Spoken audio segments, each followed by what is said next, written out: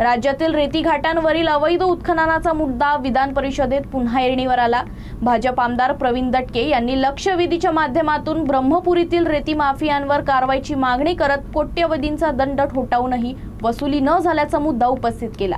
यावर महसूल मंत्री चंद्रशेखर बावनकुळे यांनी अहवालाची पुन्हा तपासणी करून आवश्यक ती कारवाई करण्याचा निर्णय घेतला जाईल असे आश्वासन सभागृहात दिले।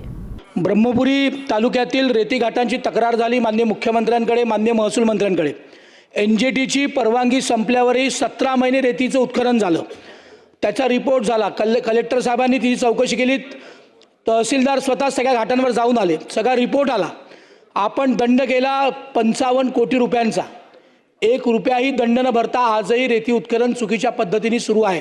माननीय बावनकुळे साहेबांकडे तक्रारी झाल्या, त्यांनी चौकशी लावली, पण कारवाई अजूनपर्यंत झाली नाही। माझा एक स्पेसिफिक प्रश्न आहे की ब्रह्मपुरी तालुक्यातील सर्व रेती घाटांवरच्या रेती चोरीची जी चौकशी झाली, त्याचा जो अहवाल आला, त्याच्यावर आपण कारवाई करणार आहोत का आणि संपूर्ण दंड त्यांच्याकडनं वसूल करणार आहोत का? मला वाटतं प्रवीण दटकेजी, यामध्ये तुम्ही जे पत्र दिलं माननीय मुख्यमंत्र्यांजींना आणि मला, त्या दोन्हीचाही काहीतरी रिपोर्ट सरकारकडे आला आहे।